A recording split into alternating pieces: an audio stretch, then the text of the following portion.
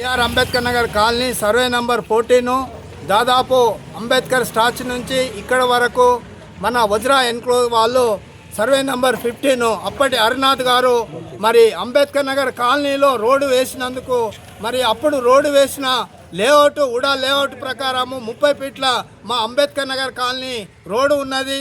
దాని తర్వాత మరి వజ్రా ఎన్క్లోజ్ వాళ్ళు సొసైటీ మన ఎవరైతే ఈ జాగా తీసుకున్నాడో మరి ఆయన ఆల్రెడీ ప్లాట్లు అమ్మేశాడు. మరి అమ్మేసిన ప్లాట్లను మరి అక్కడి నుంచి ఇక్కడ 15 ఫీట్లు వదలాలంటే బాబు నేను ఆల్రెడీ ప్లాట్లు అమ్మేసుకున్నా, వాళ్ళు కొనేసారు. మరి దాదాపు అక్కడి నుంచి 15 ఫీట్లు కొలిసి దాదాపు 1000 గజాలు వస్తుంది మాకు అంబేద్కర్ సంఘానికి.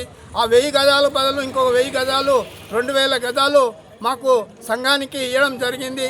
మరి ఆ సంఘానికి ఇచ్చిన జాగాను మేము సొసైటీ ద్వారా ఎన్ని కార్యక్రమాలు చేస్తున్నాము.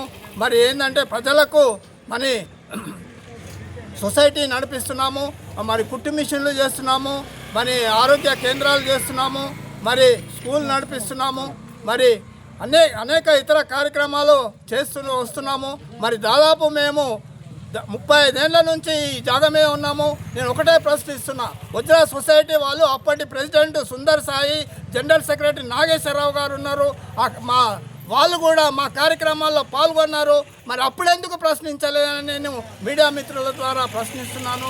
మరి అప్పుడు మీ సొసైటీ జాగాని అప్పుడే ఉండుంటే అప్పుడే జీవించి ఉన్న హరినాథ్ గారు సమక్షంలోనే ఏదో ఒకటి తేలిపోతుందని సభాముఖంగా తెలియజేస్తూ, మరి ఇప్పటి ప్రెసిడెంట్ మహేందర్ గారు మరి తాను ఇల్లు ఎప్పుడు కొన్నాడో తెలియదు, కానీ మరి ఇల్లు కొన్న తర్వాత దాన్ని ఏదో దొంగ లేఅవుట్ మరి ఎన్నో లేఅవుట్లు వచ్చినాయి దీంట్లో.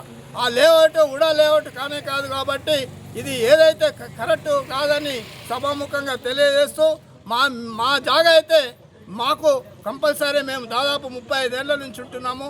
ఇక్కడ బీద వర్గాల వాళ్ళు ఏంటంటే కాలనీ మనకు ఒక ఫంక్షన్ హాల్ లేదు, ఒక ఫంక్షన్ హాల్ పోవాలంటే దాదాపు 1.5 లక్ష అవుతుంది.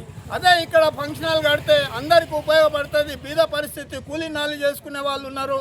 పెళ్ళిళ్ళు అయ్యేటప్పుడు కనీసము ఒక 50-60 వేల వల్ల చేసుకోవచ్చని ఈ సొసైటీ కాపాడుతుందని సభాముఖంగా తెలియజేస్తూ ఈ మీడియా మిత్రులకు